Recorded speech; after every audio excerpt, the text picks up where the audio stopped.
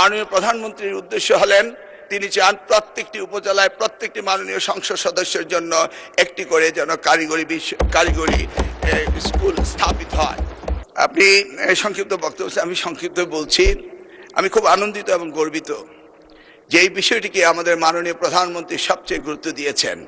এমনকি এই বিষয়টি নিয়ে আমি যে গবেষণা করেছিলাম সেই গবেষণাপত্র 2015 সালে তিনি আমাকে সেই বিষয়ে গবেষণা করিয়েছিলেন। সেই বিষয়টি জাতির উপলব্ধির বিষয় হয়েছে। আজকে এই জুলাই 24 বিপ্লবের পর এই মহান সংসদে এসে সকলেই যে বাংলাদেশের কারিগরি শিক্ষা ব্যবস্থার প্রতি যে দৃষ্টি দিয়েছেন, যেটা মাননীয় প্রধানমন্ত্রী চেয়েছিলেন, সেই জন্য আমি আন্তরিকভাবে সকলকে ধন্যবাদ জানাই। আমি এর গুরুত্ব সম্পর্কে আর বিশেষায়িত কোনো কিছু বলতে চাই না, আজান হবে। তবে আমি বলতে পারি যে ইতিমধ্যেই আমরা এই বিষয়ে প্রজেক্ট হাতে নিয়েছি এবং মাননীয় প্রধানমন্ত্রীর উদ্দেশ্য হলেন তিনি চান প্রত্যেকটি উপজেলায় প্রত্যেকটি মাননীয় সংসদ সদস্যের জন্য একটি করে যেন কারিগরি স্কুল স্থাপিত হয়। এছাড়া 1996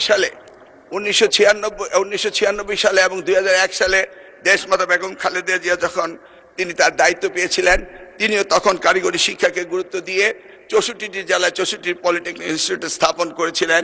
ইতিমধ্যে আপনি দেখতে পেয়েছেন সেগুলি প্রতিষ্ঠিত হয়েছে। এসএসসি ভোকেশনাল হতে SSC vocational, technical vocational centre, এগুলি সবগুলোর কাজ তখন থেকে শুরু হয়েছিল।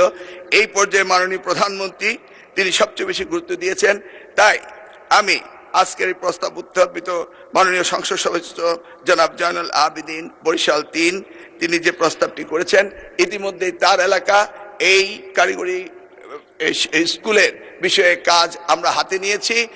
আমরা বাকিগুলো কাজ পর্যায়ক্রমে করব। তবে আমি ওনাকে অনুরোধ করব, যেহেতু আমরা এই বিষয়ে সিদ্ধান্ত নিয়েছি এবং কাজ করছি মাননীয় প্রধানমন্ত্রীর নির্দেশক্রমে, তাহলে উনি দয়া করে এই প্রস্তাবটিকে প্রত্যাহার করতে পারেন। ধন্যবাদ।